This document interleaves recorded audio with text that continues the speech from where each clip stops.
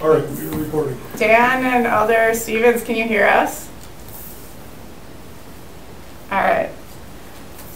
Okay, so we're going to get this going. Roll call. We have Dan Thino's excused, so he asked me to run the meeting today. And I see everyone else is here except for Patrick Sorrell, and he's still not on. Can I get a motion to approve the agenda? Motion. I'll second. Excellent. Can I get a motion to approve the minutes? Motion. I'll second. Hey. All right. Now if we can just get the traffic enforcement report. Traffic safety plan. Traffic stops are up a little bit. Citations and warnings, they're all looking pretty good. Crash data hasn't changed too much in the month.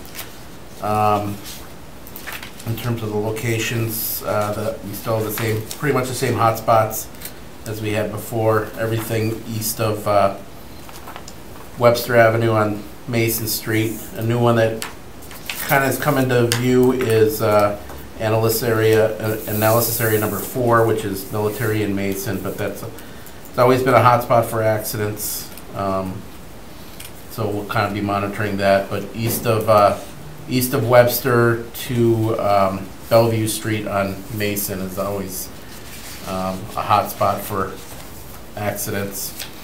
Our traffic, our state grants for traffic enforcement ended.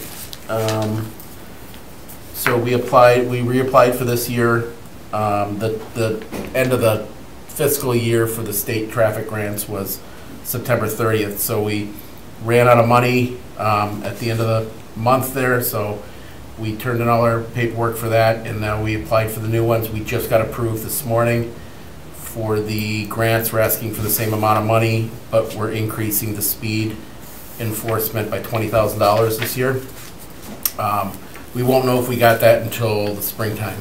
But the OWI grant and the Click It or Ticket seatbelt grant we got approved this morning, and we'll know about the pedestrian safety and the speed enforcement later into 2024. We did do a week of in September of specifically school speed zone enforcement. We did that with the speed grant from the state. It was a pretty good success. They conducted 115 traffic stops over 6 deployments.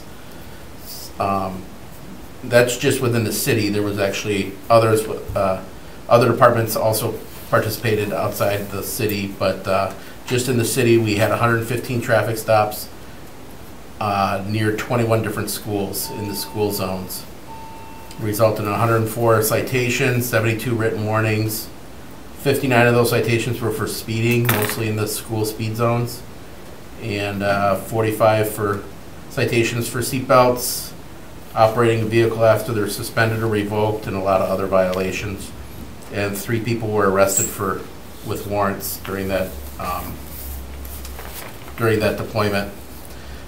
We were approached by one of the local railroads, not Canadian National, but one of the railroads that owns some of the spur lines that come off the Canadian National.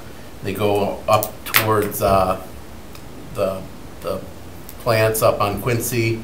They own some of those lines. They don't have their own police department like some of the railroads do, and so they've asked us. They said there's been several near misses between both regular vehicles and commercial trucks crossing the railroad tracks while there's trains approaching the intersections, and they would like for us to have an officer ride along them with them on the train and watch for violators of the crossing the tracks when the train is approaching, and then radio ahead, and we'll have them pulled over and issued citations or warnings depending on what the violations are.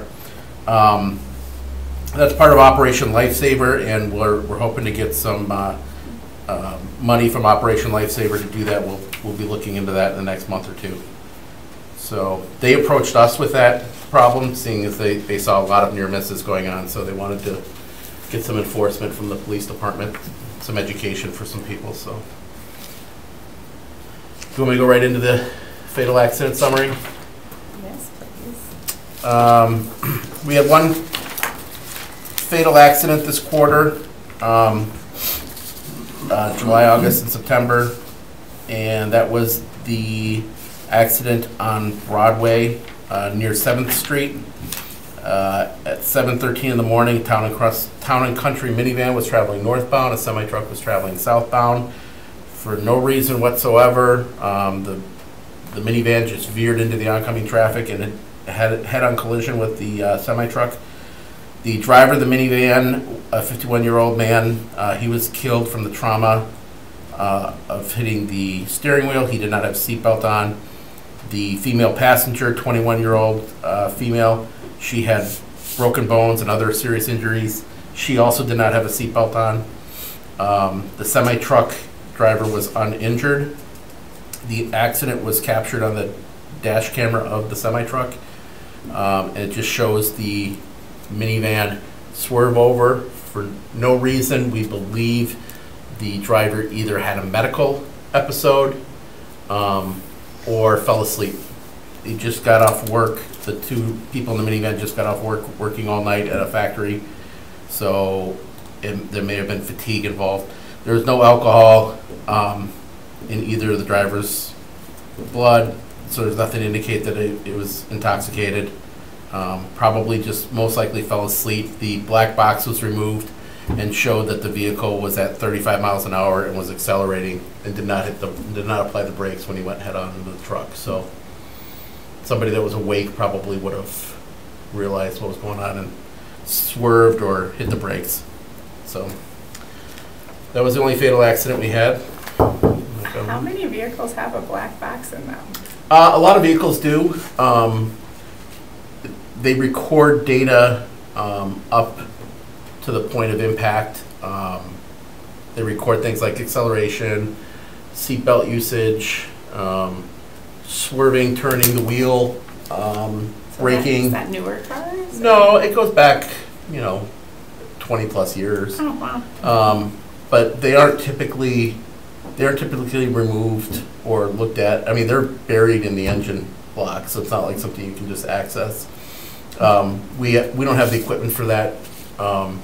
Really, the only ones in the state, probably Milwaukee and State Patrol. So when we have to access the black box, we have to. Usually, we get a warrant, and it's really only on fatalities that we would go to that extent. Yeah, because I've never really heard of it. Yeah, like we pulled the black box from the that car that was speeding on Mason Street that was going 130 or whatever it was going, I can't remember. But they pulled the black box from that, and State Patrol gets all the data and gives it to us. So, any questions? Otherwise, can I get a motion to receive and place on file? All motion? Can I get a second? Can I second my own? Anyone? Anyone second to receive and place on file? You can thumbs up me. I see Alder Stevens waiting. Okay. Okay. There we go. Take the second from Okay. Stephen. I would assume that was a motion and second for To receive and place on file. receive and place on file reports. the monthly traffic enforcement unit traffic safety plan and the third order serious injury and Yep. fatal fractures. Perfect. Then, is it okay if I just take 3 and 4 together? Yes, you may take 3 and 4 as Excellent. common. Going to take 3 and 4 together, the termination of 90-day trial period to remove two-way yield on Hazel and Howard, and a termination of a 90-day trial to establish a two-way stop at Hazel and Howard Street. Okay. To date, staff has received no comments, either positive or negative, regarding the change from a two-way yield condition to a two-way stop condition. Staff recommends making the change permanent by amending the ordinance. If that action is approved tonight at commission, those changes will be forwarded on to the law department for review and formatting. They will go to Common Council for first reading on November 2nd and if successfully advanced at the November 2nd meeting, they will be forwarded on for second reading for adoption at the December 5 meeting of the Common Council. Do you need a motion? I think I need a So motion. we're looking for a motion to approve both items on the termination. I motion to approve. I will second. Just want to point out, I'm seeing chat messages, just saying Alder Stevens, it looks like. Oh, yeah, we can't. Yeah. You were showing he's muted before, but we're still not hearing you. Okay. Did the audio go through?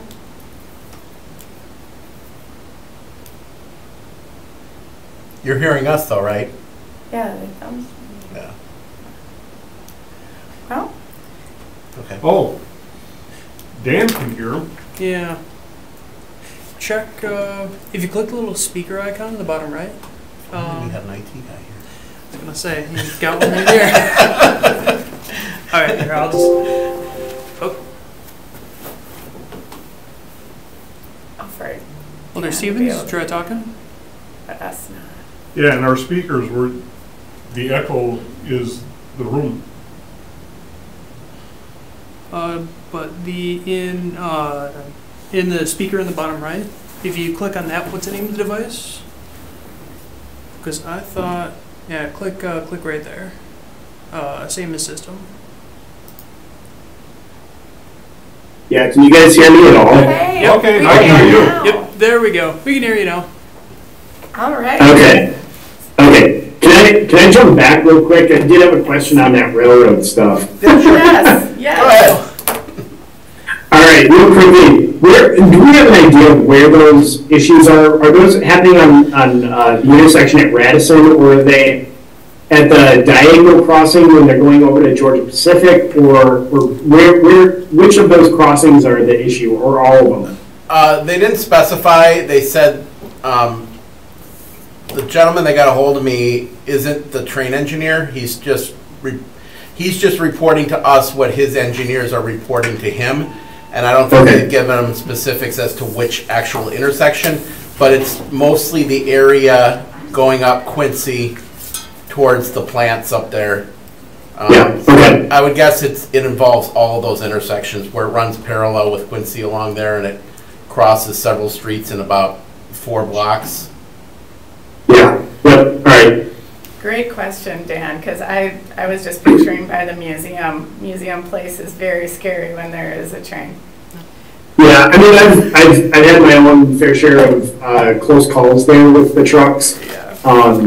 And I'm on a slower moving bicycle, not as easy to see as a vehicle, but yeah, the trucks, they seem to kind of just roll through there like it's their own playground in there. So it wouldn't surprise me if they're having issues at multiple locations, but. Part of the issue is there's not all the crossings. In fact, I don't know if any of them have the lights and gates. So They all have lights. do they all have lights? They're all lit, none of them have gates. The traffic volumes on the intersecting streets, I don't think, are high enough to warrant the gates. So, and our concern especially is if there's commercial traffic, the truck traffic, there's such a long vehicle getting through, that becomes a bigger concern than even a car, because a car can zip pretty quickly through there. Trucks take longer. If there's any kind of issue, mechanical issue, they could be laying out along the whole tracks. And if they're carrying something like hazmat or something like that, that could spell disaster. So. Yeah. Excellent. Any other questions now that you guys are heard over there? Okay, so we got it. Yeah.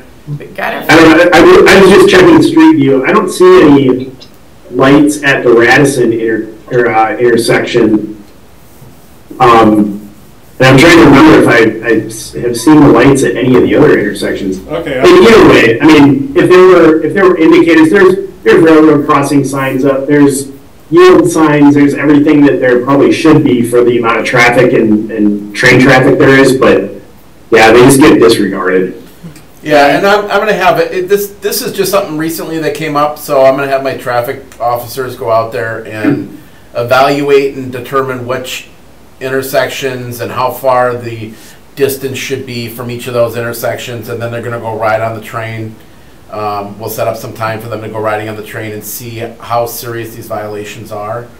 Yeah, okay. So, An officer of Commissioner of Railroads has had staff up here in the area. They have been doing some pretty, a fair number of inspections to verify and document adequacy of crossing signals. Yeah, I believe Okay. at the very least any of the signs that are over there, those are the illuminated signs with the panels above. I believe that's what is being referred to. It's not necessarily the lights in the sense of like over here, but just so you're aware, if you're looking at it on a street view, you're gonna want to look for the stop signs or the signs with the panels above them. Yeah, they've got the X railroad crossing signs Yeah, and a stop sign with them. the crossbuck is likely there, but they may not have the wigwag lights, the red Yeah. lights. Yeah, Yep, that's fair. okay. Excellent. I'll have something to report in a couple months. We'll figure out what's going on over there and get some enforcement, and then I'll report back. Awesome, thank you. All right. Well, for 3 and 4, we got a first and second. Are there any opposed? All right, all in favor? Aye. Perfect. Informational, unless anyone has anything else, our next meeting is Monday, November 20th, 2023. And with that, I am going to be keeping an eye on the agenda. If there is not an overwhelming need for us to meet, we very likely may not have that meeting in November. Is that Thanksgiving week? Yeah. Keep us posted. So just an FYI, the 20th I will not be attending. I have a feeling that's going to be more common than not. So that's one of the reasons I am leaning towards a possible cancellation. Again, unless we have something that's time sensitive, it may be in our collective best interest to just not have that meeting in November and move on to the December meeting instead. I'll second that. Perfect. Is the December, what meeting do we usually not have? Is it the December? Well, we can make it, we can cancel the meeting now. Alder Stevens? Well, let's just wait and see. I want to make sure that, you know, something immediately pressing doesn't happen in District 5 and then suddenly have to schedule a meeting after we've canceled. All right. The December one is would be the 18th. Because the December That's a full one, week before Christmas, so. I know in the past I think And that's I the know one we knocked out. Traditionally, it's the third week, but I mean, if we had to move it in December to get it up a little earlier, we have enough time now to have that discussion before it gets here and make an adjustment should that be necessary. Sure. I'm kind of hoping that by that time we have a traffic engineer. Because, yeah, the only thing we know about for next month is that Alder grant. Grant. Right. And just for Dan and Craig, for your edification, Alder Grant had sent the communication in last week. We missed it. It didn't get on. But what she is asking for is to evaluate East Shore Drive at Nicolay Drive. That intersection has been evaluated multiple times by staff in the past. Staff, had that come before the commission tonight, the recommendation we were going to seek from the commission was going to be to refer staff for study.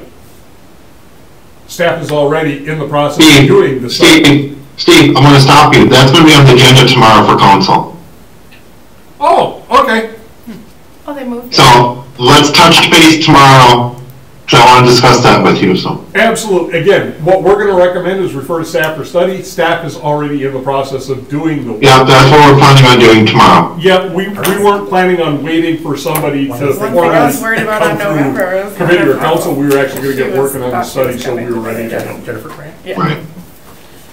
Steve, are they just looking for safety improvements? Is that what they're looking for? I think what we're looking at is One light there. to meet with the alder to identify what the concern is, then do some a brief staff report on historical studies that have been performed out there, and then whether or not there are improvements that could be made. Okay. Awesome. I'm sure you and I, Dan, could have a long conversation based on your time with Brown County Planning Department. I know we've discussed that intersection in the past. So Alder Stevens, were you saying that we could just vote right now to not have the November meeting? Is that what you were stating earlier? Oh, just to cancel it, yeah. I'll second that motion. You definitely could. I mean, I'll have that conversation with Dan when he gets back. I guess if there all of a sudden a ton of things come out of the woodwork, I guess we could make that decision. We could always at that time. reschedule it. But I was smiling because I was like, I think he's just gonna pull the plug. So we'll just wait to hear back from you, and obviously we're all okay if it gets canceled Okay, for a month. that's fair enough.